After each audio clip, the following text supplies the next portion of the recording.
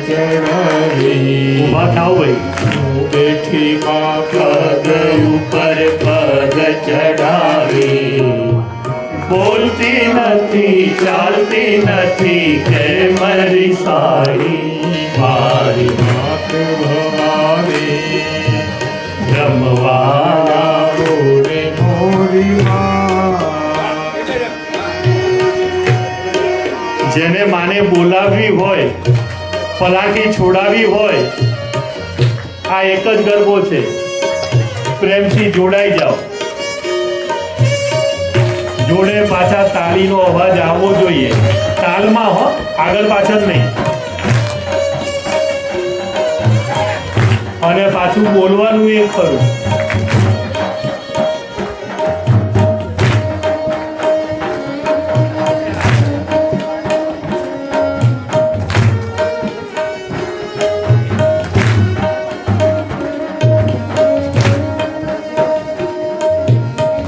બેઠીમાં પગ ઉપર પગ ચડાવી શું બેઠીમાં પગ ઉપર પગ ચડાવી બોલતી નથી ચાલતી નથી કે મારી સાડી મારી માત ભવાની બોલતી નથી ચાલતી નથી કે મારી સાડી મારી માત ભવાની રમવાવો ને મારી ભવાયાની મોરી માં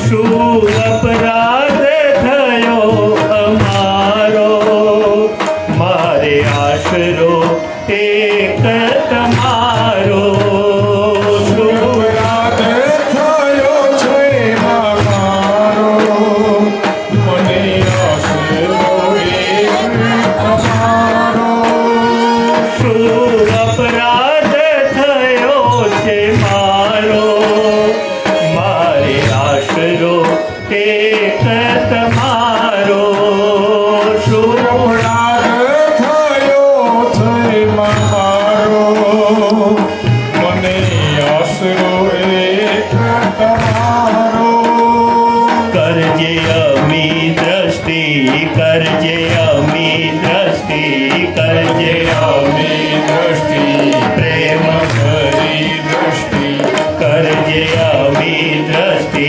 પ્રેમ ભરી દૃષ્ટિ બોલતી નથી ચાલતી નથી જીવની સાડી ભવાની રમવાવો ને મોરી માં બેઠી બાપ ગયું પર પગ ચડાવી બેઠી બાપ ગયું પર પગ ચડાવી બોલતી નથી ચાલતી નથી જીવની સાડી મારી માત ભવાની રમવાવો ને મોરી માં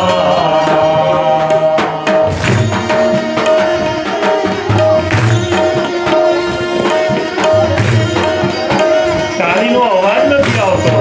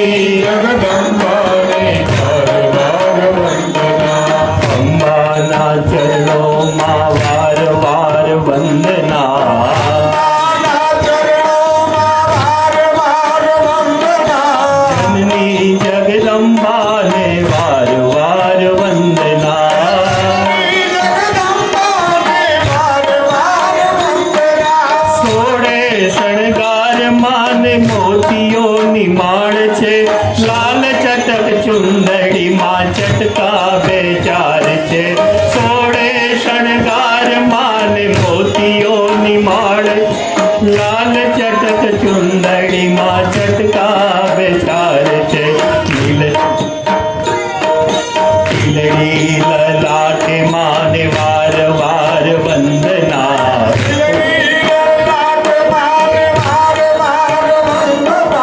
જનની જગદંબાને વાર વાર વંદના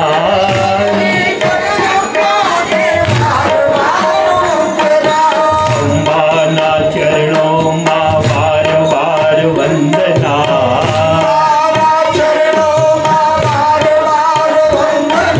જનની જગદંબાને વાર વાર વંદના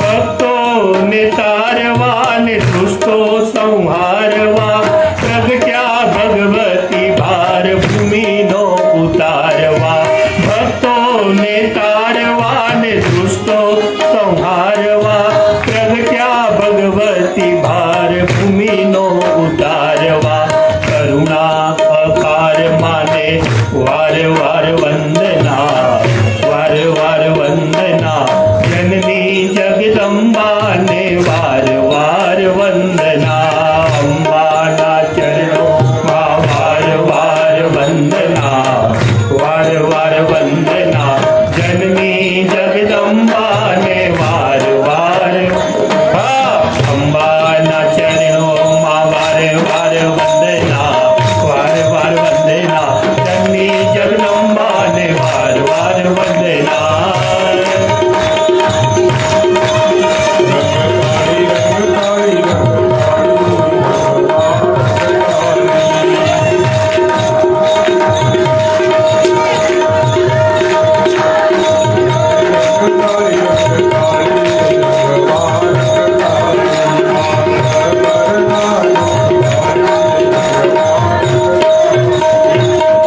અંબે માતે કી કેશવ ભવાની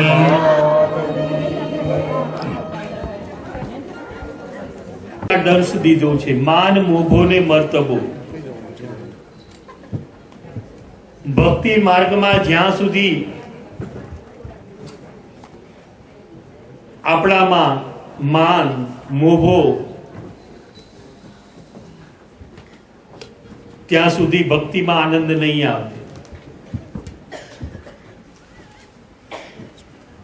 જો અહીંયા આગળ માન મોભો મર્તબો ત્યાં પેલા જોડાની જોડે મૂક્યો છે એટલે જ અહીંયા નાચી શક્યા ને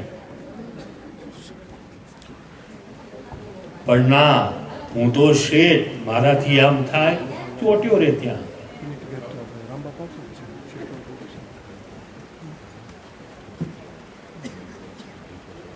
જીવનમાં માતા ભગવંત મિત્રો માં પરમાત્મા તમે જેની ભક્તિ કરો જ્ઞાની બનીને નહીં ભક્ત બનીને નહીં ઉપાસક બનીને નહીં જોગી બનીને નહીં ત્યાગી બનીને નહીં ઉપાસક બનીને નહીં માની પરમાત્માની ભક્તિ કરી અને એના ચરણ શરણમાં જો પહોંચવું હોય તો આ બધાની કઈ જરૂર નથી માના પરમાત્માના ચરણ શરણમાં જો જવું હોય એની અનુભૂતિ કરવી હોય તો એની ભક્તિ ભક્ત બનીને નહીં જ્ઞાની બનીને નહીં પણ હે માં હું તારો બાળક અને તું મારી માં પ્રભુની ભક્તિ કરીએ કે હે પ્રભુ હું તારો બાળક તું મારો પિતા બાળક બનીને ભક્તિ કરીએ ને તો માં પરમાત્મા આપણને ખોળે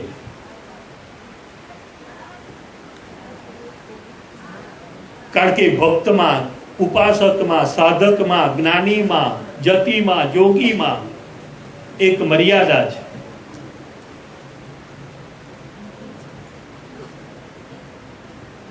જ્યારે માં અને બાળકના પ્રેમ વચ્ચે કોઈ મર્યાદા નથી હોતી પિતા અને પુત્ર વચ્ચે કોઈ પ્રેમમાં મર્યાદા નથી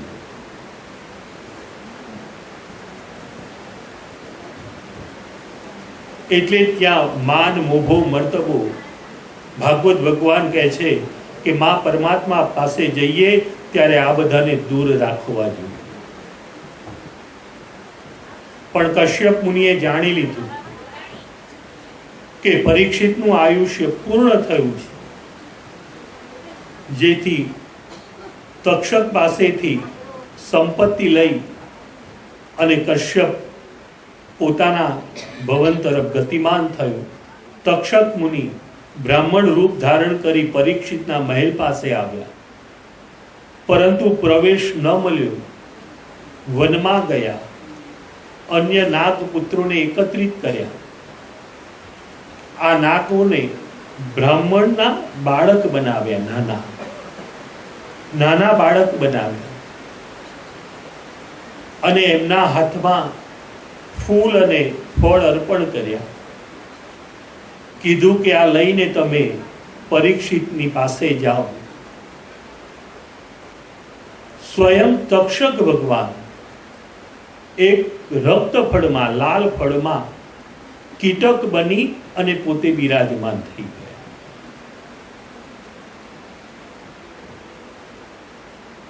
પરીક્ષિત ભવન પાસે ઉપસ્થિત થયા. પહેરેદારોએ પૂછ્યું કે કેમ આવ્યા? બાળકો નાના હતા. આ નાગપુત્રો કહેવા લાગ્યા કે અમે અમારા રાજાને આ ફળ ફૂલ આપવા માંગીએ છીએ. બાળકોને પ્રવેશ મળ્યો, 7મા માળે પહોંચ્યા. પરીક્ષિત રાજાએ બાળકોને બોલાવ્યા. કેમ આવ્યા? તો કે આ ફળ ફૂલ અર્પણ કરવા. પરીક્ષિતને અર્પણ કર્યા. પરીક્ષિત રાજાએ એમાંથી પેલું લાલ ફળ પોતાના હાથમાં લીધું. ત્યાં લાલ ફળ બતાવ્યું છે, રક્ત ફળ. કેમ?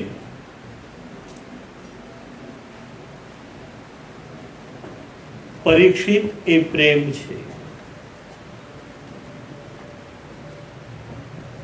તક્ષક ભગવાનનું આધ્યાત્મિક સ્વરૂપ એટલે આપણા જીવનમાં રહેલો ત્યાગ.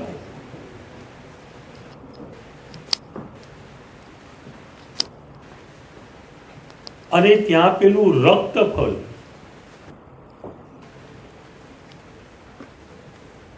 માતા ભગવંત મિત્રો, એ રક્ત ફળ એટલે લોહીના સંસ્કાર.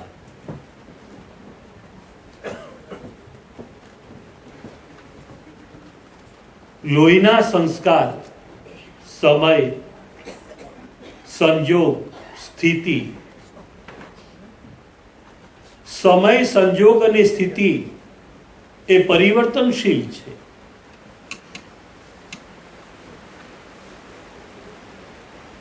પરંતુ જીવાત્મા સંપર્ક, સંઘર્ષ અને સહવાસમાં આવે. કોઈ એવી વ્યક્તિના સંપર્કમાં આવે, એના ટચમાં આવે, તો જો ઘણી વખતે સતત એની સાથે રહેવાથી એનામાં પરિવર્તન આવી જાય છે. સંપર્ક, સંઘર્ષ અને સહવાસ.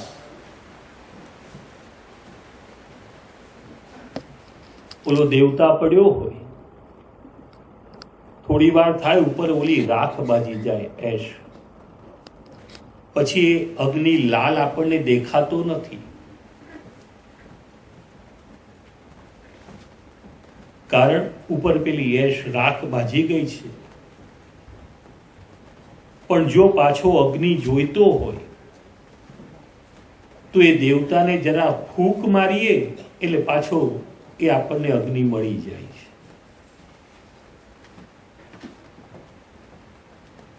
સંપર્ક, સંઘર્ષ અને સહવાસમાં કદાચ માણસમાં પરિવર્તન આવે,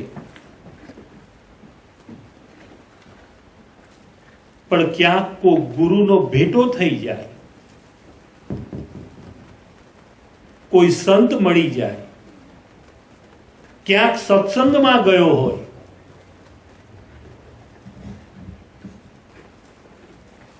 અને એ સત્સંગમાં એ પેલી ફૂંક વાગે, જેમ પેલી રાખ ઉડી જાય, એમ જીવનમાં રહેલા એ લોહીના સંસ્કાર એને પાછો લાવ્યા વિના રહી શકતા નથી. બસ ફૂંક મારવાની જરૂર હોય છે.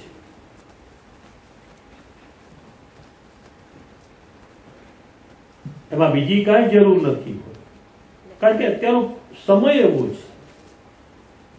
સંપર્ક, સંઘર્ષ અને સહવાસમાં માણસમાં પરિવર્તન આવી જાય. નથી ગુજરાતી ભાષામાં કહેતા કે જેવા સાથે તેવા.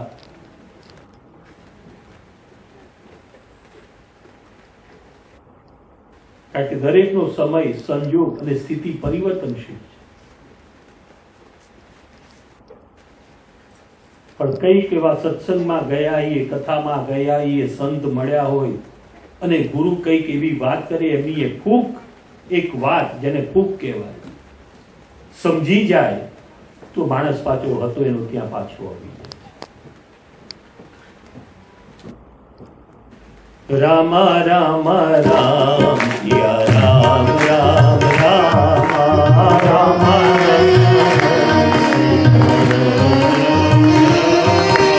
રામ રામ રામ સિયા રામ રામ રામ સીતા રામ રામ રામ રામ રામ રામ સીતા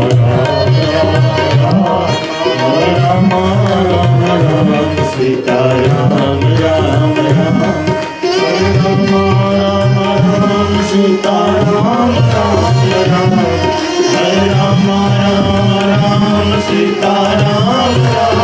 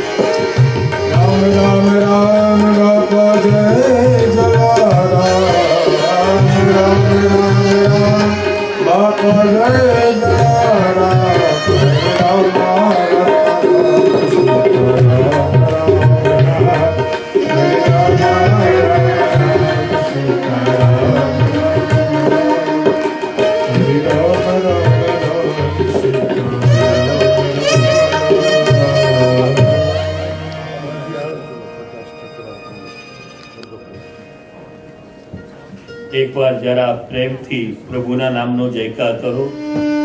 રામચંદ્ર ભગવાન કી જય.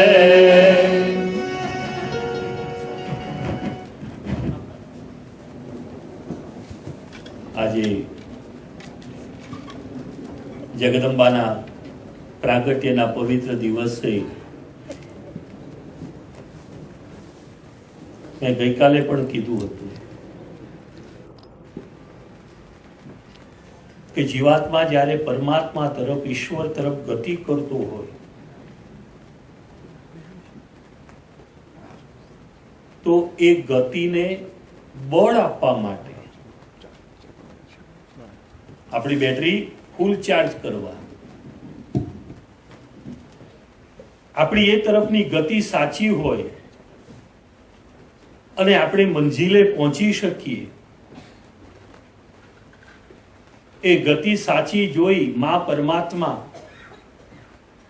આપણા બધાની બેટરી ચાર્જ કરવા કે ક્યાંક વચમાં ક્યાંક અટકી ન જઈએ એટલા માટે જુઓ માં પરમાત્મા આવા સંતોને આપણી પાસે મોકલે છે.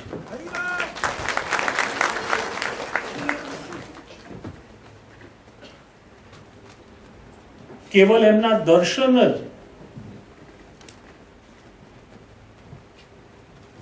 રામ બાપા માટે કાંઈ કેવું એટલે સૂરજને મીણબત્તી બતાવવા જેવું છે.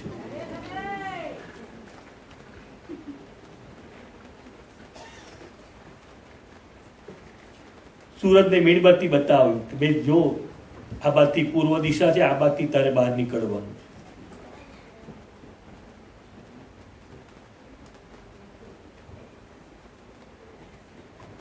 મારા જીવનની તો આ ધન્યતા છે કે સંતો પધારે, આશીર્વાદ આપ્યા અને જીવનમાં છે ને, માગવા જેવું હોય ને તો આશીર્વાદ, બીજું કશું ના માગશો. પ્રભુ રામ જ્યારે વનમાં જતા હતા, અનેક સંતો મુનિઓ હતા.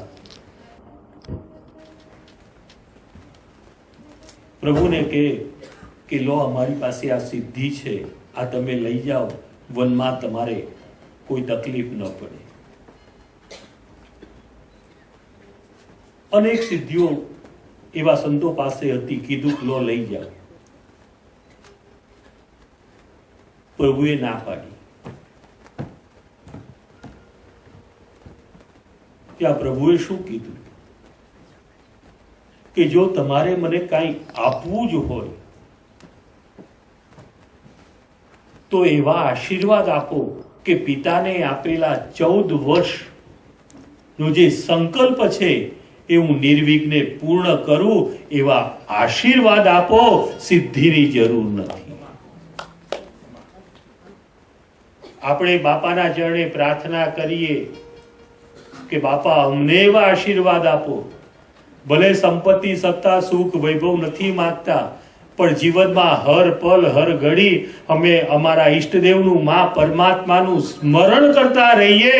એવા આશીર્વાદ અમને આપજો. એટલી આપના ચરણ કમલમાં પ્રાર્થના છે.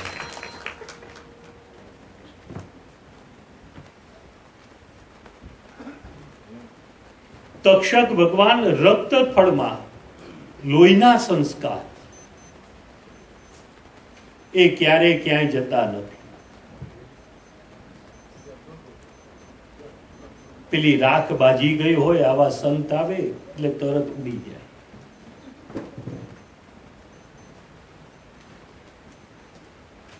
જમના જેઠાણી,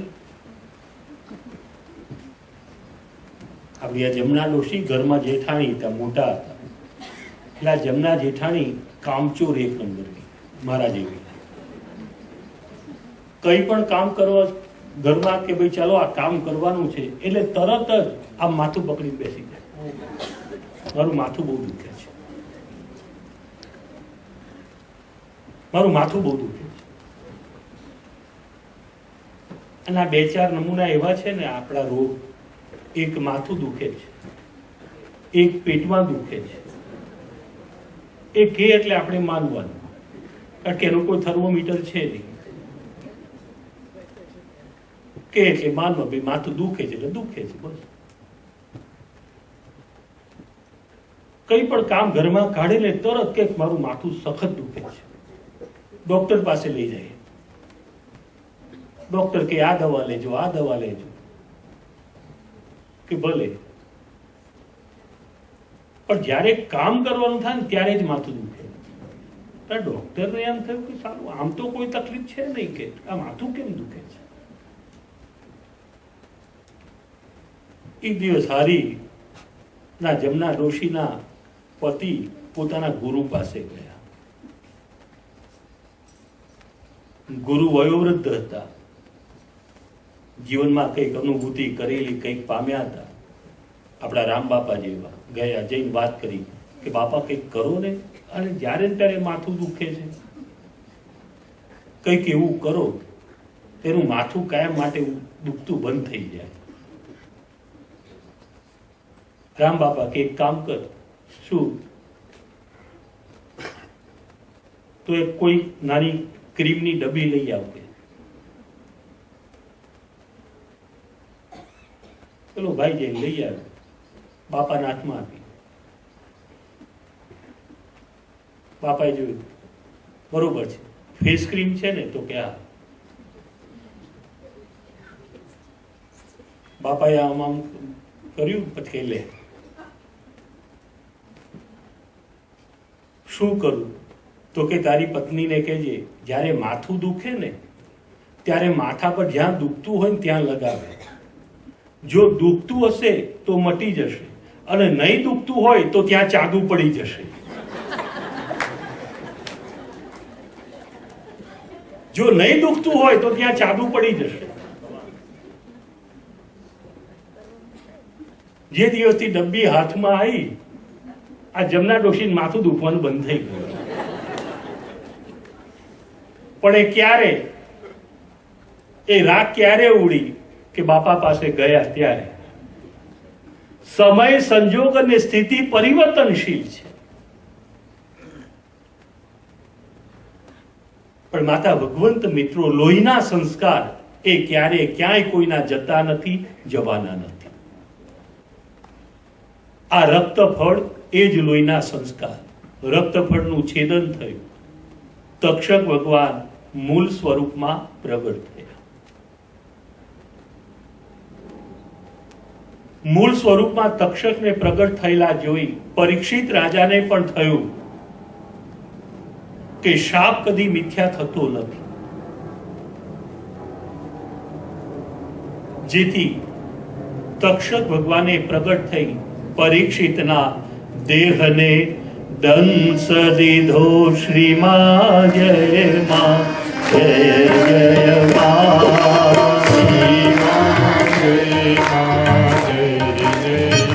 અંબે માત કી જય. પરીક્ષિત પ્રેમ છે, તક્ષક એ ત્યાગ છે.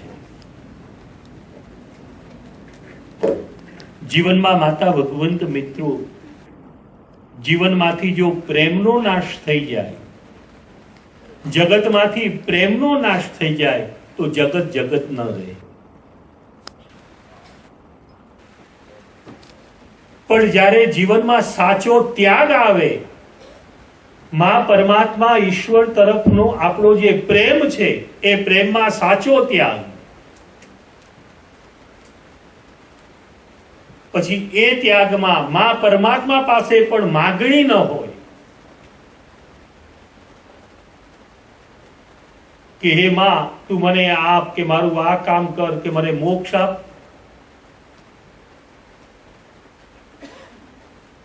નરસિંહે તો કહ્યું કે હરિના જન મુક્તિ નવ માગે.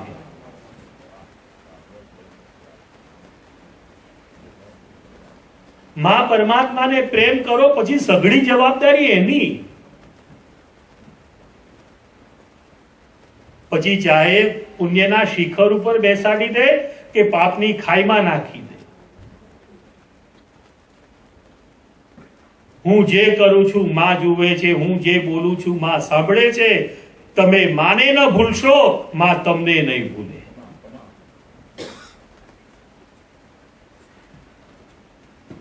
જીવનમાં જ્યારે માં પરમાત્મા તરફનો આપણો જે પ્રેમ છે એમાં સાચો ત્યાગ આવે, આપણા એ પ્રેમમાં કોઈ આશા, કોઈ ઈચ્છા, કોઈ અભિલાષા એવી ન રહે,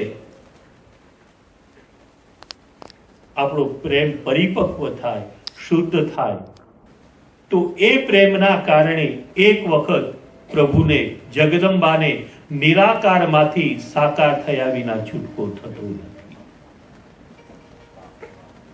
પરીક્ષિતના નશ્વર દેહનો નાશ થયો. પરીક્ષિત પુત્ર જન્મેજય ગાદી પર આવ્યો.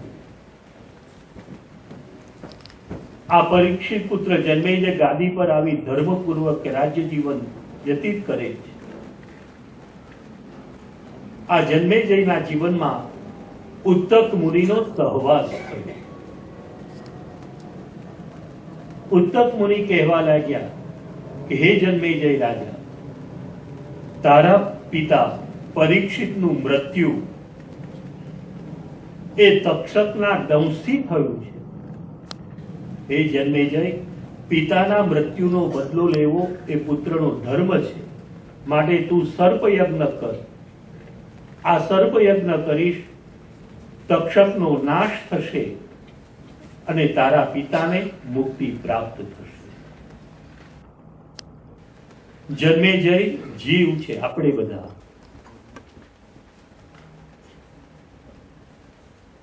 પણ આ જીવ ઉત્તક મુનિના સહવાસમાં આવ્યો. ઉત્તક મુનિ એટલે આપણા જીવનમાં રહેલો ઉશ્કેરાટ. આપણા જીવનમાં જે ઉશ્કેરાટ છે, ઘણી વખતે કોઈ રજૂઆત કરે, આપણે એકદમ ક્રોધમાં નથી આવે, ભાઈ શાંતિથી વિચાર, એકદમ ઉશ્કેરાટ આવી જાય. ના ના, આમ કરી નાખું, તેમ કરી નાખું.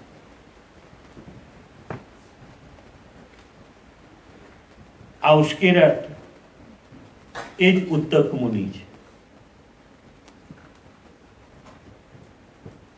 તારા પિતા પરીક્ષિતનું મૃત્યુ તક્ષકના દંશથી થયું છે. એટલે પુત્રનો ધર્મ છે પિતાના મૃત્યુનો વેરનો બદલો લેવો જોઈએ, તો જ એનું નામ પુત્ર. વારંવાર આ કહેવાના કારણે જન્મેજયના જીવનમાં પણ આ વાત બેસી ગઈ કે મારા પિતા પરીક્ષિતનું મૃત્યુ તક્ષકે કર્યું છે, મારા પિતાનો એ શત્રુ છે, મારે એનો નાશ કરવો છે. સંકલ્પ કર્યો કે પિતાના મૃત્યુનો બદલો લેવા, પિતાને મુક્તિ પ્રાપ્ત કરાવવા હું સર્પ યજ્ઞનો પ્રારંભ કરીશ. આ સંકલ્પ થવાના કારણે પૃથ્વી બળવા લાગી, સત્યોના સતીત્વ ચલિત થવા લાગ્યા, મુનિઓ ધ્યાનભંગ થવા લાગ્યા, કારણ કે પાપ કર્મ છે. કેવલ સંકલ્પ કર્યો, સતીઓ ચલિત થવા લાગી. બાજુના વનમાં કશ્યપ મુનિ એને બે પત્ની છે, એક વનિતા અને બીજીની નામ છે કદ્રુ. આ બંને સતી છે. આ બંને સતી વચ્ચે શરત લાગી કે સૂર્યના રથના ઘોડાનો રંગ કેવો. વનિતા કહે છે કે સૂર્યના રથના ઘોડાનો રંગ શ્વેત છે, સફેદ. જ્યારે કદ્રુ જે છે એ કહે છે કે કાબર ચિત્રા છે. વનિતા એ ગરુડ ભગવાનની માતા છે, કદ્રુ એ સર્પોની માતા છે. જો બંને સતી છે, પણ એક પાપ કર્મ કરવાનો સંકલ્પ કર્યો, હજુ તો પ્રારંભ નથી થયો, સંકલ્પ કર્યો કરી છે કે સૂર્યના રથના ઘોડાનો રંગ કેવો. તમારી અપર માતા વનિતાએ કીધું છે કે શ્વેત, મેં કીધું છે કાબર ચિત્રા છે, પણ તમે સૂર્યના રથના ઘોડાને જઈને વિટાઈ જાઓ. કેમ?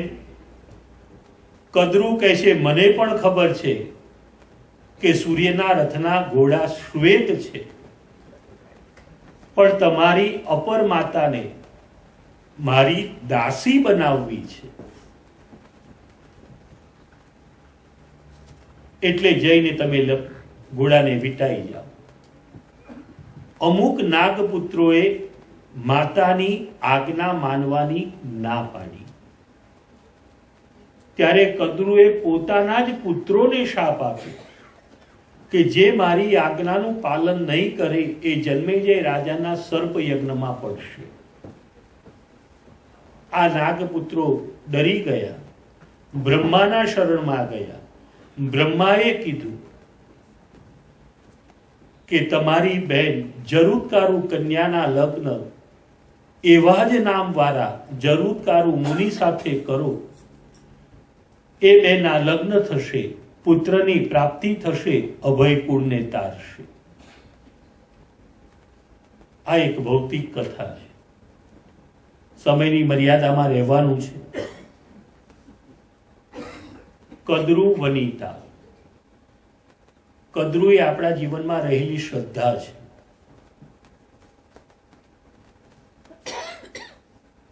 જીવનમાં માતા ભગવંત મિત્રો, શ્વાસ તૂટી જાય એની ચિંતા ન કરતા, પણ જીવનમાં તમારામાં જેના માટે શ્રદ્ધા છે, મામાં, પરમાત્મામાં, આપના ઈષ્ટદેવ, આપ જેને માનતા હો, એમાં જે શ્રદ્ધા છે એ શ્રદ્ધાનો તાર કદી તૂટવા ન દેશો.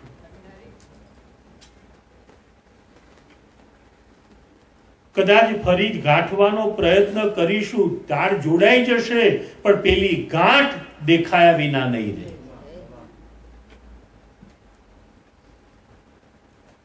આપણી શ્રદ્ધા હંમેશા અખંડિત હોવી જોઈએ.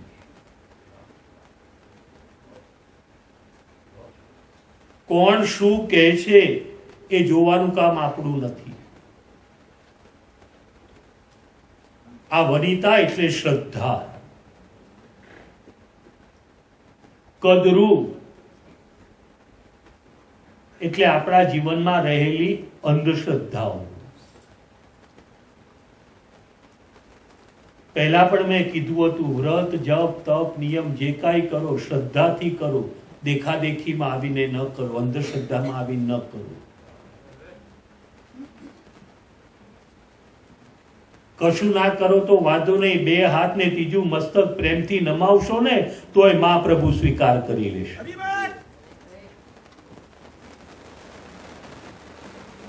પણ ખોટી અંધશ્રદ્ધામાં આવીને પછી જ્યારે એ કર્મ કરીએ, એ વ્રત કરીને પૂર્ણ ન થાય એટલે તરત આપણે કહી દઈએ કે આ વ્રત ખોટું, આ પૂજા ખોટી, આમ ખોટું. બસ આપણામાં અશ્રદ્ધાનો જન્મ થઈ જાય.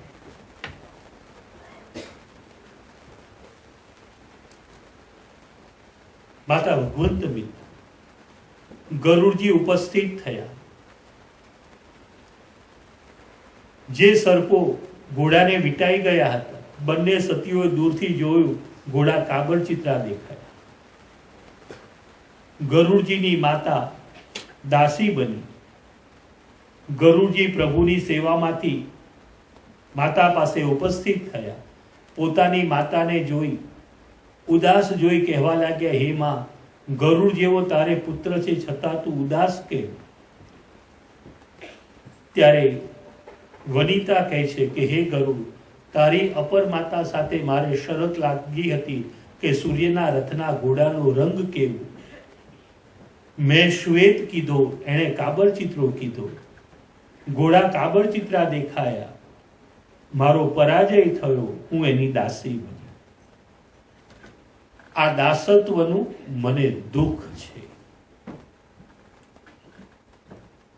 પોતાની માતાને દાસત્વમાંથી મુક્ત કરવા ગરુડ ભગવાન અપર માતા કદ્રુ પાસે જઈ પ્રાર્થના કરી કહેવા લાગ્યા, હે માં, મારી માતાને આપના દાસત્વમાંથી મુક્ત કરાવો. ત્યારે કદ્રુ કહે છે કે હે ગરુડ, તારી પીઠ ઉપર કેવળ શ્રી હરિ વિષ્ણુ જ બિરાજમાન થાય છે. તારી માતાને મારા દાસત્વમાંથી મુક્ત કરવી હોય તો હે ગરુડ, મને તારી પીઠ ઉપર બેસાડી પૃથ્વીની પ્રદક્ષિણા કરાવ. ગરુડ ધર્મ છે.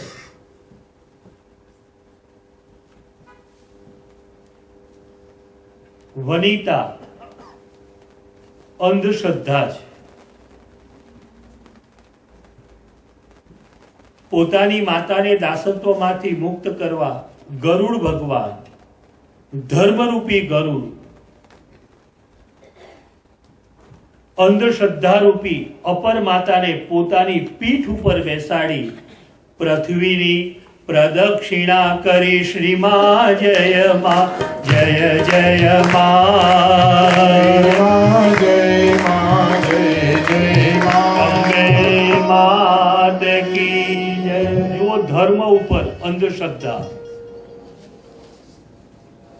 ઘણી વખતે જીવનમાં એવા પ્રસંગો બને છે.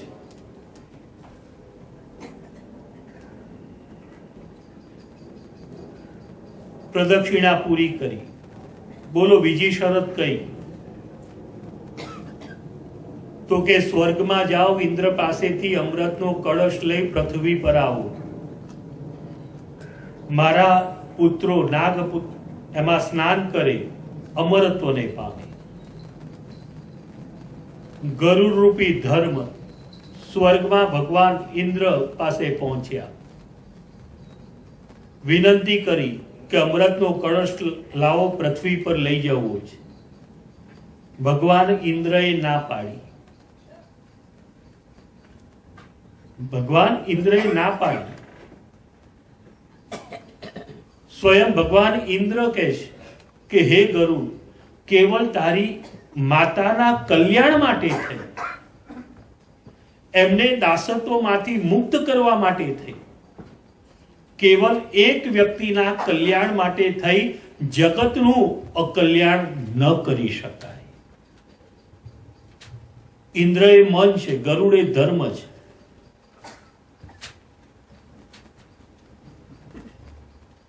તારી માતા ખરી, પણ એને દાસત્વમાંથી મુક્ત કરવા અમૃતનો કૂપ પૃથ્વી પર આવે અને આ નાગો જીવજંતુઓ એનું પાન કરે, અમરત્વને પામે, તો જગતનો નાશ થઈ જાય. એક વ્યક્તિના કલ્યાણ માટે થઈ જગતનો વિનાશ ન થાય. ત્યાં ઇન્દ્ર અને ગરુડજી વચ્ચે યુદ્ધ થયું. આ યુદ્ધમાં ભગવાન ઇન્દ્રનો પરાજય થયો છે. ઇન્દ્રનો પરાજય થયો.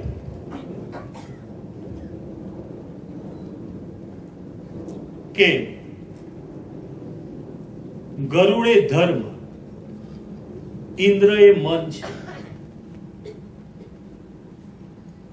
અમુક વખતે માતા ભગવંત મિત્રો આપણું મન એ સ્વીકારવા તૈયાર નથી હોતું, એ વાત સ્વીકારવા તૈયાર નથી હોતું. પણ ધર્મને વચમાં લાવી દે ત્યારે ઘણી વખતે કે છે ભલે ભાઈ ચાલો તમે કહો છો ને એ પ્રમાણે, પણ મન સ્વીકારવા તૈયાર નથી.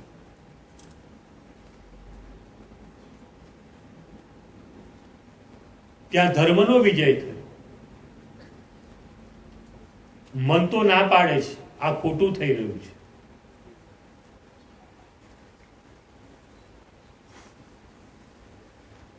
ગરુડ ભગવાન અમૃતનો કૂપ લઈ પૃથ્વી પર આવી રહ્યા છે. આકાશમાં વચમાં મધ્યમાં ઇન્દ્રપુત્ર જયંત સાથે ગરુડજીનું યુદ્ધ થયું અને આ યુદ્ધમાં ગરુડજીનો પરાજય થયો. ઇન્દ્રપુત્ર જયંત એટલે વિશ્વ ધર્મ. તો વિશ્વ ધર્મ કોને કીધું? હિન્દુ, મુસ્લિમ, પારસી, ક્રિશ્ચન, ઈસાઈ ના, ચાર સંતો છે. એક સંન્યાસી, એક જૈન જતી, એક મૌલવી સાહેબ છે અને એક ક્રિશ્ચન પાદરી.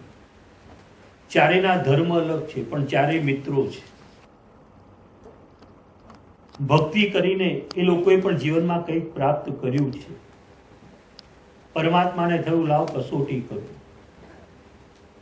એક દિવસ એકાદશીનો દિવસ સાધુ મહાત્મા શિવાલય તરફ જઈ રહ્યા છે. ચિદાભસ્માલેપો ગરલમશલમ દિક્પટધરો જટા ભારી કંઠે ભુજગપતિ હારી પશુપતિ કપાલી ભૂતેષુ ભજતિ જગદીશૈક પદવી ભવાની તત્પાણી ગ્રહણ પટિપાતિ ફલમિદમ. જઈ રહ્યા છે. ચાર રસ્તા છે, વચમાં એક બુઢ્ઢો પડ્યો, શરીરમાંથી દુર્ગંધી આવે. સાધુને જોયા કે કહેવા લાગ્યો કે બાબા પાણી પાઓ. સંત કહેવા લાગ્યા કે શિવાલયમાં મારે અભિષેક કરવાનો છે, મોડું થાય છે, પછી આવીને તને આપીશ. ગયા, અભિષેક કર્યો. અભિષેક કરીને રોજ ધ્યાન કરે તો પ્રભુના દર્શનની અનુભૂતિ થાય. આજે પ્રભુ ન દેખાયા, પેલો ગરલો બુઢ્ઢો દેખાયો. સંત સમજી ગયા કે ભૂલ કરી.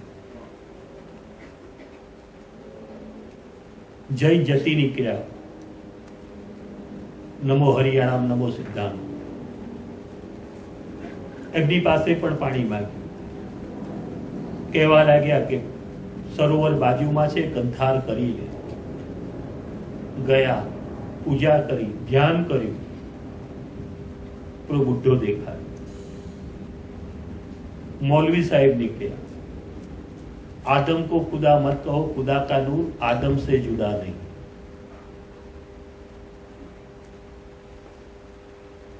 ऐ फकीर बाबा, खुदा के नाम पानी दे दे। मौलवी साहब कहवा लगे, बाबा माफ करना, नमाज का वक्त हो गया है।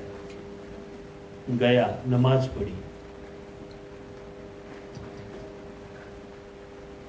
એમનામાં પણ પેલી નૂર દેખાય, પ્રકાશ, એ લોકો નૂર કે. મુસ્લિમ ધર્મ પણ મૂર્તિ પૂજક છે.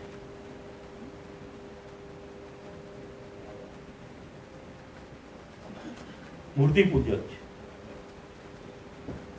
એ લોકો એક દિશા નક્કી કરી કે મુસ્લિમ ભાઈ પશ્ચિમ દિશામાં જ નમાઝ પડશે, એ ઉત્તરમાં કે દક્ષિણમાં એમાં નમાઝ નહીં કરે. એક આ દિશાનો આધાર તો લીધો ને.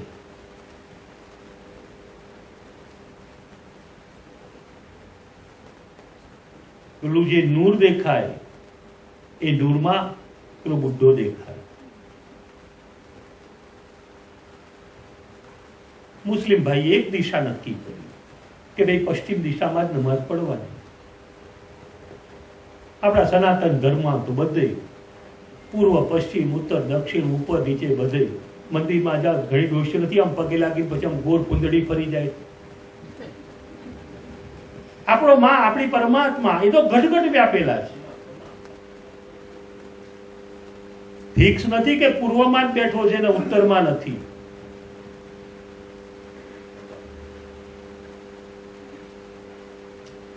ક્રિશ્ચન પાદરી નીકળ્યા, ઓમની પ્રેઝન્ટ,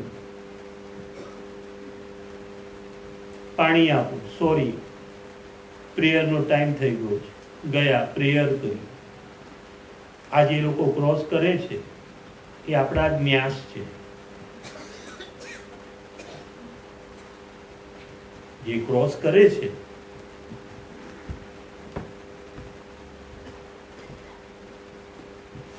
આપણા હિન્દુ સનાતન ધર્મમાં જે મહાપૂજાઓ થાય ત્યારે એ વખતે એકાદશ ન્યાસ કરવામાં આજ્ઞા કરી છે. શાસ્ત્રીજીને પૂછી જોજો, સમજાવશે વિશાલભાઈ. એ ન્યાસ બતાવ્યા છે.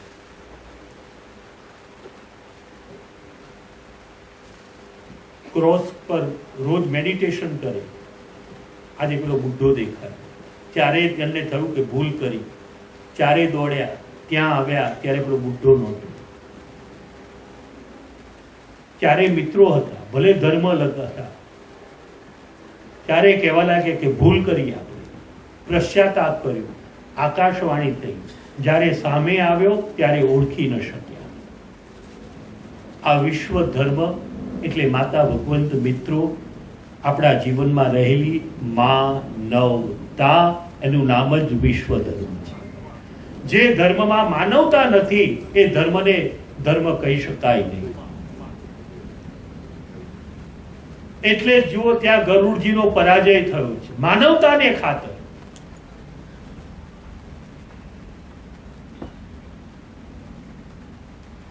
ઇન્દ્ર પ્રસન્ન થયા. માતાને દાસત્વમાંથી મુક્ત કરવા માટે ગરુડજીએ આ યુદ્ધ કર્યું. ઇન્દ્ર ભગવાન કહે છે કે હે ગરુડ, તારી માતૃભક્તિના કારણે અમૃતનો કળશ લઈ હું પૃથ્વી પર આવીશ. પ્રભુ પૃથ્વી પર આવે. થોડા બુંદ ત્યાં પડ્યા. 4 સ્થાનમાં આ કળશ મૂકવામાં આવ્યો. એનો સ્પર્શ થયો. દૈવ નાગોએ એનું પાન કર્યું અને માતાની આ શરત પૂર્ણ થઈ. ગરુડ ભગવાને પોતાની માતાને દાસત્વમાંથી મુક્તિ પ્રાપ્ત કરાવી. માતા ભગવંત મિત્રો લાખો વર્ષ પહેલા ગરુડ ભગવાનની માતૃભક્તિના કારણે ભગવાન ઇન્દ્ર અમૃતનો કળશ લઈ પૃથ્વી પર આવ્યા હતા. 4 સ્થાનમાં એનો સ્પર્શ થયો હતો. એના પ્રતીક રૂપે આજે પણ આપણા હિન્દુસ્તાનમાં, ભારત વર્ષમાં પેલા કુંભ મેળા થાય છે. આ ઋણમાંથી મુક્તિ આ લેવા માટે માતૃ ઋણ, પિતૃ ઋણ, દેવ ઋણ અને ગુરુનું ઋણ આપણા પર છે. માય પરમાત્માએ ઈશ્વરે આપ્યું હોય જીવનમાં એક વખત કુંભના મેળામાં જઈ અને સ્નાન કરી આવજો એટલી વિનંતી છે. બાપા તો પ્રત્યેક કુંભ મેળામાં પધારે છે.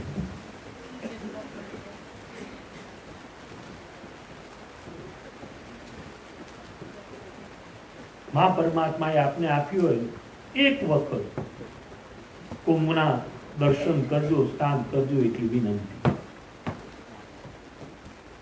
જે નાગપુત્રોને શાપ આપ્યો હતો એ જરુત્કારુ કન્યા અને જરુત્કારુ મુનિના લગ્ન થયા. એક દિવસ જરુત્કારુ મુનિ કહે છે કે હે સતી, પ્રાતઃ સંધ્યા મેં પૂર્ણ કરી લીધી છે, હવે હું સૂઈ જાઉં છું, મને જાગૃત કરશો નહીં, જગાડશો નહીં. જો મને જગાડશો, મારી આજ્ઞાનું ઉલ્લંઘન કરશો તો હું તમારો ત્યાગ કરી દઈશ. પોતાની પત્નીને આજ્ઞા આપી જરુત્કારુ મુનિ સૂઈ ગયા. મધ્યાહન કાળ થવા આવી. આ જરુત્કારુ મુનિ ત્રિકાળ સંધ્યા કરતા હતા. એમના પત્નીએ વિચાર્યું કે મારો પતિ ત્રિકાળ સંધ્યા કરે છે, મધ્યાહન કાળ બપોર થવા આવી ગઈ છે, અને જો બપોરની સંધ્યા નહીં કરે તો નરકાગામી થશે.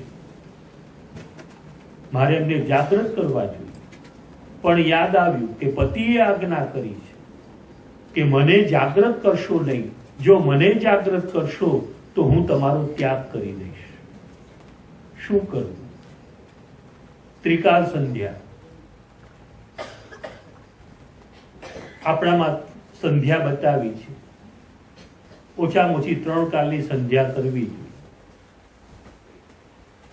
હું સવારની પ્રાતઃ સંધ્યા કરું છું, બાકીની 2 કરતો નથી, જાહેરમાં કરું છું. પણ આપના ચરણે આ એક પુષ્પ મૂકું. 1 વર્ષ આ પ્રયત્ન કરી જુઓ. એના માટે તમારે દીવો, અગરબત્તી કશું જ કરવાની જરૂર નથી.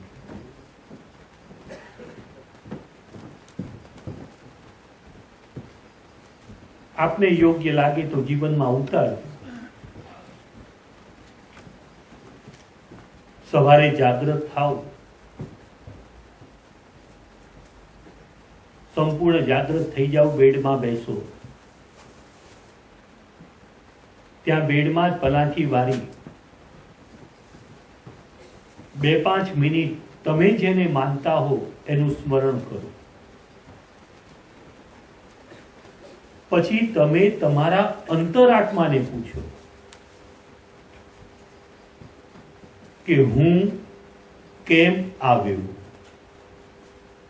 હું આ જગત ઉપર કેમ આવ્યો છું? સુખી બનવા, સંત બનવા, જતી બનવા, જોગી બનવા, યોગી બનવા, તપસ્વી બનવા, ત્યાગી બનવા? હું આ જગત પર કેમ આવ્યો? સુખ ભોગવવા? જે વ્યક્તિ એમ સમજે છે કે આ જગતમાં હું સુખ ભોગવવા આવ્યો છું, એના જેવો જગતમાં કોઈ દુઃખી જ નથી. અને જે વ્યક્તિ એમ સમજે છે કે આ જગતમાં હું દુઃખ દૂર કરવા આવ્યો છું, આ જગતમાં હું દુઃખ દૂર કરવા આવ્યો છું, એના જેવો સુખી આ જગતમાં બીજો કોઈ નથી.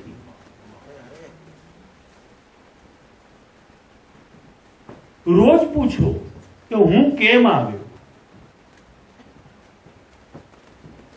તમારી આ સવારની સંધ્યા થઈ ગઈ, તમે બ્રશ કરો, બહાર થયો, તમારી જે કઈ પૂજા કરો. બપોરે જ્યાં જમવા બેસો,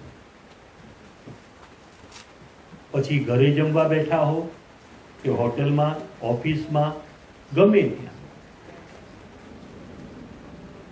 અન્નનો કોળિયો મુખમાં મૂકતા પહેલા 1 મિનિટ માં પરમાત્માનું, ઈષ્ટદેવનું સ્મરણ કરી તમે તમારા અંતરાત્માને પૂછો કે હું કોણ છું, હું કોણ છું. આ બપોરની સંધ્યા તમારી પતી ગઈ. રાત્રે જ્યારે સુવા જાઓ ત્યારે જઈએ બેડરૂમમાં, એટલે બેડમાં જઈએ તરત આપણને નીંદર નથી આવતી.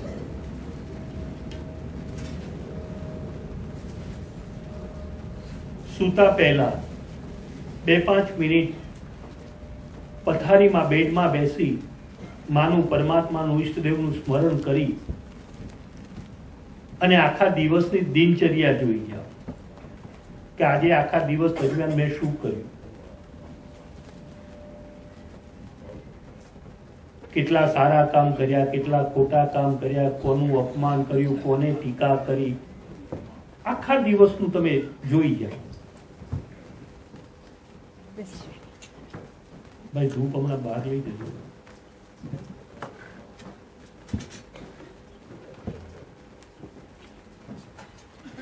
માતા ભગવંત મિત્રો, આખા દિવસની દિનચર્યા આપણે જોઈ લેવાની કે આજે આખા દિવસ દરમિયાન આપણે શું કર્યું છે. પછી 2 હાથ જોડી માને પરમાત્માને પ્રાર્થના કરીને કહો, હે માં, હે પરમાત્મા, આજે આખા દિવસ દરમિયાન મારી વાણી, મારું વર્તન, મારા વિચારોથી, મારી વાણી, મારું વર્તન, મારા વિચારોથી જીવ અને જગતને દુઃખ થયું હોય, જીવ અને જગતને દુઃખ થયું હોય તો હે માં, હે પરમાત્મા, મને ક્ષમા કરજે.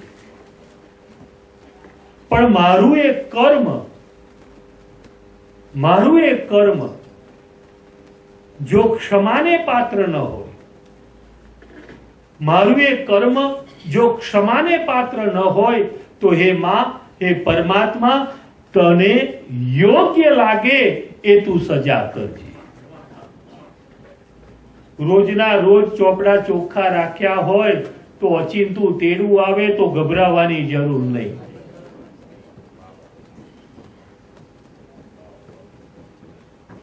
મારું એ કર્મ ભલે હું એમ માનતો હોઉં કે ક્ષમાને પાત્ર છે, પણ તને એમ લાગતું હોય કે ના, તારું આ કર્મ ક્ષમાને પાત્ર નથી, સજાને પાત્ર છે, તો હે માં, હે પરમાત્મા, તને યોગ્ય લાગે એ તું સજા કરજે. આ તમારી પૂજા કરીએ ત્યારે દેવોનું આવાહન કરીએ છીએ ને, એમ અહીંયા પણ આવાહન કર્યું તક્ષક ભગવાનનું, પણ એમની પૂજા માટે નહીં, એમનો નાશ કરવા, જેથી ઇન્દ્રના શરણમાં ગયા. કેમ ઇન્દ્રના શરણમાં? કારણ કે ઇન્દ્રએ પેલા ગવિજાતને કીધું હતું કે તારા પિતાના ગળામાં કોઈએ મરેલો સર્પ નાખ્યો છે, અને ઇન્દ્ર ગવિજાતને જો ન કીધું હોત તો આ કઈ થવાનું નહોતું. પણ માતા ભગવંત મિત્રો, જો એ પાપ કર્મ હતું એમાં ભાગીદાર ઇન્દ્ર પણ બન્યા. ઉત્તક મુનિએ જાણી લીધું કે તક્ષક ઇન્દ્રના શરણમાં છે, બંનેનું આવાહન કર્યું. પૃથ્વી પર આવતા હતા તક્ષકે આસ્તિક મુનિનું સ્મરણ કરતા આસ્તિક મુનિ પાતાળનો ત્યાગ કરી જન્મેજય રાજાના યજ્ઞ મંડપના દ્વારની બહાર આવીને ઉપસ્થિત થયા. આકાશમાં તક્ષક અને ઇન્દ્ર છે, મંડપના દરવાજે જન્મેજય રાજા ઉભા છે, અને અંદરની સાઈડ ઉત્તક મુનિ રૂપી ઉશ્કેરાજ છે.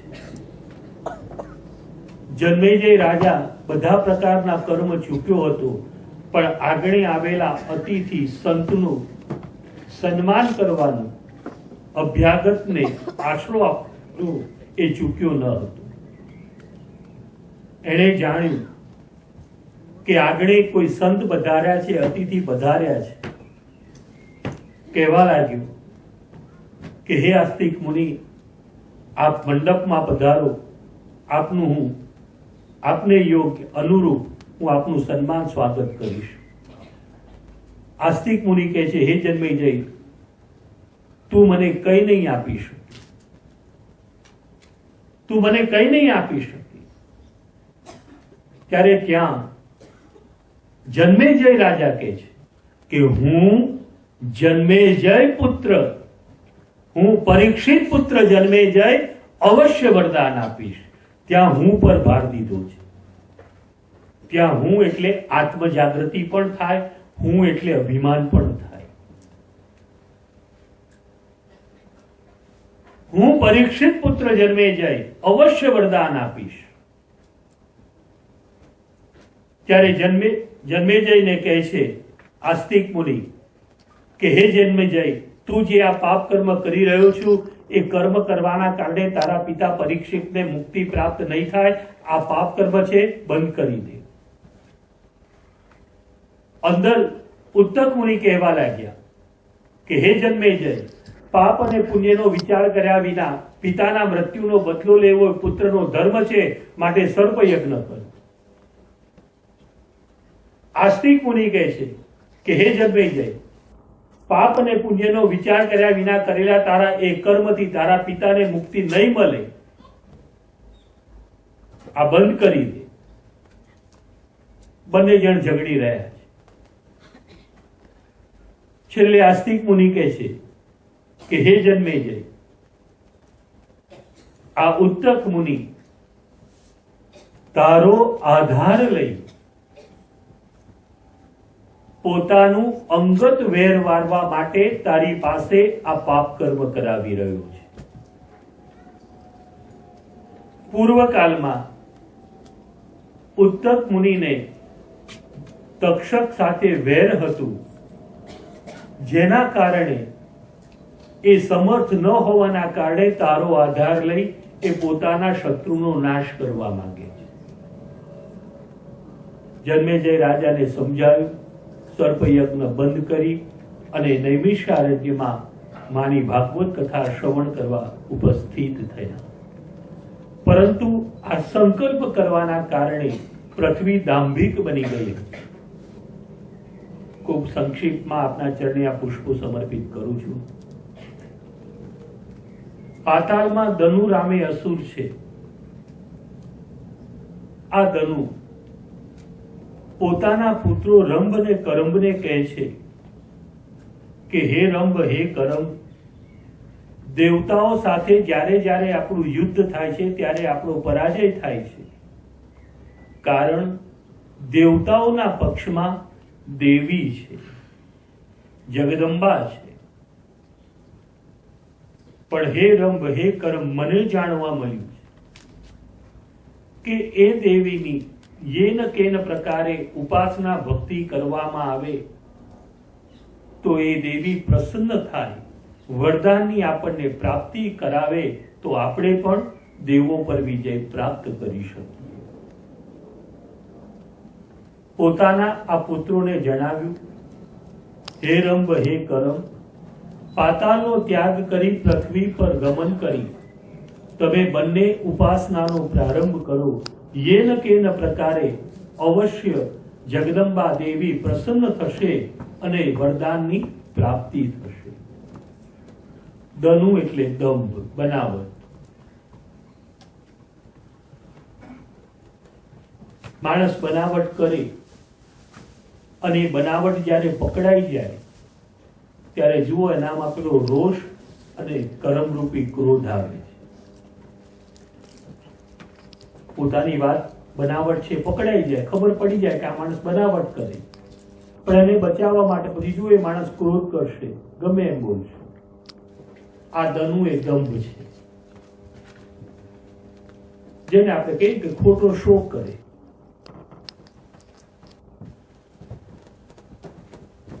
એના બે પુત્રો રંભ અને કરમ આપણા જીવનમાં રહેલા આ રોષ અને ક્રોધ પૃથ્વી પર આવ્યા. કરંભે જળ સૃષ્ટિમાં ઉભા રહી, પાણીમાં ઉભા રહી ઉપાસનાનો પ્રારંભ કર્યો અને રંભે વરયક્ષણીના વડલા નીચે અગ્નિકુંડ બનાવી અને ઉપાસનાનો પ્રારંભ કર્યો. કરંભને જળ સૃષ્ટિમાં ઉપાસના કરતા જોઈ ભગવાન ઇન્દ્ર ભૂંડ સ્વરૂપ ધારણ કરી કરંભના બે પગ વચ્ચે ઉપસ્થિત થયા, પોતાના શરીરનો વિસ્તાર કર્યો, કરંભનો નાશ થયો. કહ્યું. કર્મ એ ક્રોધ છે, ઇન્દ્ર એ મન છે. માણસે ક્રોધથી દૂર રહેવું હોય તો પોતાના મનને વિશાળ બનાવતા શીખી લેવું. કમ ખાના ઓર ગમ ખાના શીખી લઈએ, જીવનમાં ક્રોધ દૂર રહે. પોતાના ભાઈ કર્મનો નાશ થતા રબને ક્રોધ આવ્યો અને આ ક્રોધ આવતા રમ અગ્નિકુંડમાં અગ્નિ પ્રજ્વલિત કરી, હાથમાં ખડગ શસ્ત્ર ધારણ કરી, આકાશ તરફ દ્રષ્ટિ કરી અને કહે છે, હે દેવી તું બલિદાન લેતી નથી. હે દેવી તું બલિદાન લેતી નથી, જેથી હું સ્વયં મારું આ મસ્તક ચલિત કરી કાપી અગ્નિકુંડમાં નાખીશ. તારી સ્વાહા શક્તિ ચલિત થશે, જગતનો નાશ થશે. માતા ભગવંત મિત્રો, જે લોકો માના નામે આપેલા બકરા તાપે ને કુકડા કાપે છે, બલિદાન આપે છે, ખોટી વાત છે. માં બલિદાન લેતી નથી.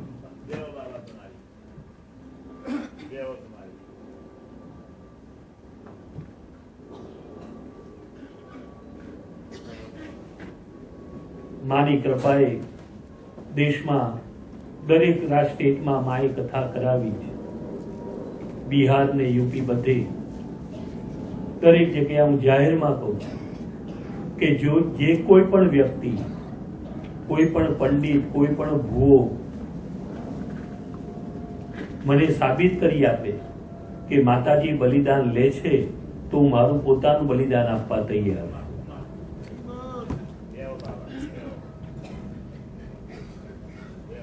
નવચંડી યજ્ઞ કરીએ પછી પૂર્ણાહુતિ કરતા પહેલા આપણે પેલું એક ખોળને વધેરી છે, કોરું વધેરીએ છીએ,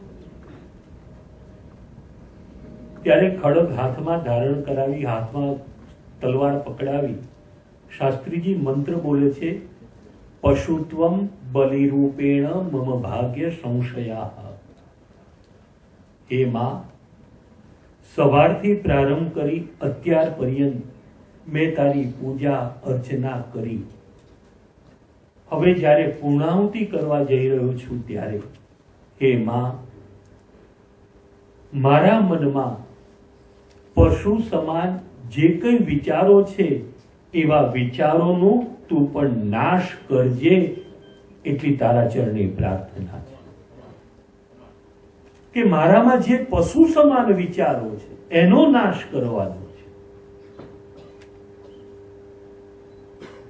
માં કોઈ દિવસ બલિદાન લેતી. મારામાં એવી શક્તિ કે મારામાં એવી કોઈ ભક્તિ નથી કે લાવો હું માને બોલાવીને કવડાવું કે લે તું બોલી જા. મારામાં એવી શક્તિ કે ભક્તિ નથી. નાના બાળક પાસે આપણે ચિઠ્ઠી ઉપાડાવીએ, એકમાં લખો કે માં બલિદાન માગે છે, એકમાં લખો કે માં બલિદાન માંગતી નથી. માના કોઈ પણ મંદિરમાં જઈ માં પાસે, નાના બાળક પાસે ચિઠ્ઠી ઉપાડાવો અને એ ચિઠ્ઠીમાં પણ જો આવે કે હું બલિદાન લઉં છું, મારા હાથે હું મારું બલિદાન આપવા તૈયાર છું. માતા ભગવંત મિત્રો, માં પરમાત્મા કોઈ દિવસ કોઈનું પોતાના જીભના સ્વાદ માટે થઈ, પોતાના જીભના સ્વાદ માટે થઈ માં પરમાત્માને બદનામ કરવું એ યોગ્ય નથી.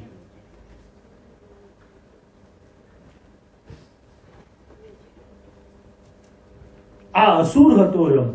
એ કે છે કે હે દેવી તું બલિદાન લેતી નથી, જેથી મારું પોતાનું મસ્તક કાપી અગ્નિકુંડમાં નાખીશ. તારી સ્વાહા શક્તિ ચલિત થશે, જગતનો નાશ થશે. આ અગ્નિ તત્વનો નાશ થાય તો જગત નાશ પામી જાય. ઓક્સિજનમાં પણ અગ્નિ તત્વ, આપણા શરીરમાં પણ અગ્નિ તત્વ, આ પૃથ્વીમાં પણ અગ્નિ તત્વ. શરીરમાં ઓછામાં ઓછું 97, એનાથી ડાઉન જવા માંડે, શરીર ઠંડુ પડવા માંડે. એટલે વહુ કે હાથમાં જે કઈ છે બધું કાઢવા માંડો, ઠંડુ પડવા માંડ્યું. જો ઓછું થાય તોય તકલીફ થઈ જાય છે. 100, 2, 3, 4 તરત કે છે બધી તૈયારીઓ કરો. જો વધી જાય તો પણ તકલીફ, ઘટી જાય તો પણ તકલીફ. અગ્નિ તત્વનો નાશ થાય તો જગતનો નાશ થાય. જગદંબાએ અગ્નિ નારાયણને આજ્ઞા કરી. અગ્નિ નારાયણ પ્રગટ થયા શ્રીમાં જય માં, જય જય માં, અંબે માત કી જય. અગ્નિ નારાયણ પ્રગટ થયા, ઈચ્છિત વરદાન માંગવા કહ્યું. રંભ કહે છે, હે અગ્નિ, મને એવું વરદાન પ્રાપ્ત કરાવું, મને એવો પુત્ર પ્રાપ્ત થાય જેને દેવ, દાનવ, માનવ, યક્ષ, ગાંધર્વ, કિન્નર, પશુ, પક્ષી મારી શકે નહીં, શસ્ત્ર અસ્ત્રથી નાશ પામે નહીં, ઈચ્છા મુજબ શરીર વધારી શકે, ઈચ્છા મુજબ સ્વરૂપ ધારણ કરી શકે. હે અગ્નિ, તમને દેવોને પણ પરાજિત કરી શકે અને ત્રિભુવનમાં એનું સામ્રાજ્ય હોય. વરદાનની પ્રાપ્તિ કરાવી. સ્વર્ગમાં ગયા, કોઈએ સાથ ન પ્રકૃતિએ આપ્યો. ગાંધર્વ સૃષ્ટિમાં આવ્યા. આપણી આ ભ્રમરથી અહીંયા કંઠ સુધીનો ભાગ એને સ્વર્ગ કહેવામાં આવે છે. આપણું જે આ લલાટ 3 આગળનું એ બ્રહ્મલોક, વિષ્ણુલોક, શિવલોક, ઉપર નેતિ. આ ગળાનો ભાગ એ ગાંધર્વ સૃષ્ટિ. એક વેતની છાતી એ જ પૃથ્વી.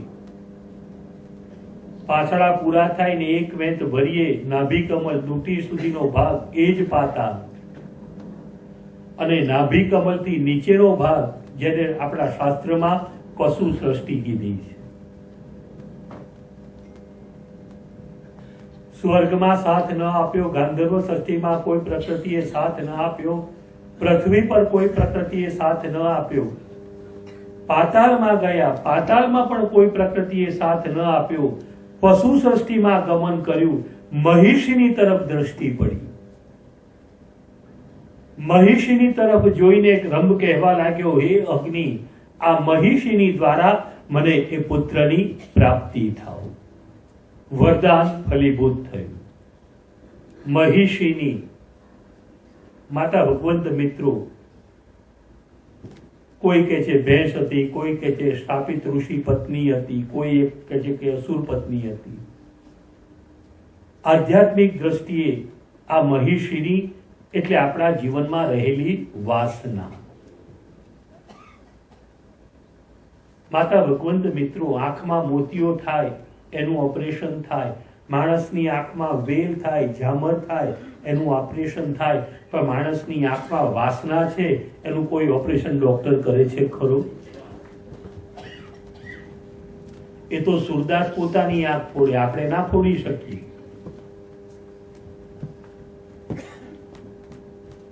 માણસની આંખમાં રહેલી વાસના એ જ મહિષ. માતા ભગવંત આ મહિષીની દ્વારા પુત્રની પ્રાપ્તિ થાવ. સ્વર્ગમાં દેવતાઓમાં અહંકાર થયો. સ્વયં જગદંબાએ આજ્ઞા કરી હતી, હે દેવતાઓ, અહંકાર કરશો તો મારી આપેલી શક્તિઓ ચલિત થઈ પુનઃ મારામાં સમાઈ જશે. શ્રી હરિ વિષ્ણુ જગદંબાને પ્રાર્થના કરે, માં, આજ દેવતાઓ તારી આપેલી શક્તિનો દુરુપયોગ પણ કરી શકે. જીવનમાં માતા ભગવંત મિત્ર,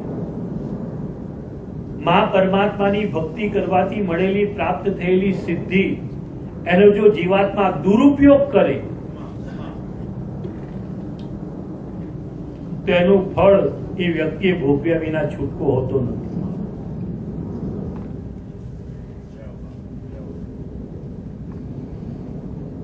દેવોની સભામાં એક મહાપ્રકાશ થયો, અગ્નિ પાસે એક તણખલું પડ્યું. અવકાશવાણી થઈ, હે અગ્નિ, આ તણખલાને બાળીને ભસ્મ કર. અગ્નિનારાયણે પ્રયત્ન કર્યો, બાળી ન શક્યા. વાયુ દેવતા એને હલાવી ન શક્યા, વરુણ દેવતા એને ભીજવી ન શક્યા. કારણ અહંકાર કર્યો હતો, જેના કારણે શક્તિઓ ચલિત થઈ. આ તરફ મહિષ પાતાળમાં વિજય પ્રાપ્ત કરી પૃથ્વી પર ઉપસ્થિત થયો. યજ્ઞ ભાગ પોતે ભોગવવા લાગ્યો. પૃથ્વી પર વિજય પ્રાપ્ત કરી સ્વર્ગમાં ઉપસ્થિત થયો. દેવો સાથે યુદ્ધ કર્યું. દર વખતે દેવતાઓનો વિજય થતો હતો, પરંતુ આ વખતે દેવતાઓનો પરાજય થયો અને મહિષનું સ્વર્ગમાં, પૃથ્વી પર અને પાતાળમાં સામ્રાજ્ય થયું. દેવતાઓ પરાજિત થયા. શ્રીમાં જય માં, જય જય માં. અંબે માત કી જય. આ દેવતાઓ પરાજિત થયા, હિમાચલમાં એકત્રિત થયા છે. આ દેવતાઓ શ્રી હરિ વિષ્ણુને પ્રાર્થના કરી કહે છે કે હે ભગવંત, જગદંબા દ્વારા પ્રાપ્ત થયેલી શક્તિઓ ચલિત થઈ છે, જેના કારણે મહિષ સામે આપણો પરાજય થયો છે. સ્વયં શ્રી હરિ વિષ્ણુ કહે છે કે હે દેવતાઓ, મહિષના પરિતાપમાંથી મુક્તિ પ્રાપ્ત કરવી હોય તો હવે કેવલ એક જ માર્ગ છે, જગદંબાને પ્રસન્ન કરવા પ્રાર્થના કરો. એ પ્રસન્ન થાય, એની કૃપા થાય તો જ મહિષના પરિતાપમાંથી આપણને મુક્તિ મળે. બ્રહ્મા, વિષ્ણુ, શિવ, વરુણ, યમ, કુબેર, ત્વષ્ટા, મેઘા, પૂષા, સૂર્ય, ચંદ્ર, નક્ષત્ર, અનંત કોટી દેવતાઓ હિમાચલમાં જગદંબાને પ્રસન્ન કરવા પ્રાર્થનાનો પ્રારંભ કર્યો. બોલો અંબે. માતા વકુંઠ મિત્રો, હવે અહીંયા દેવતાઓ પ્રાર્થના કરે, આપને ચોખા હાથમાં આપ્યા છે. જ્યારે જગદંબાનું પ્રાગટ્ય થાય એ વખતે ઘંટનાદ થશે. ઘંટનાદ એટલે હું જાતે વગાડીશ, આકાશમાં ઘંટડી નહીં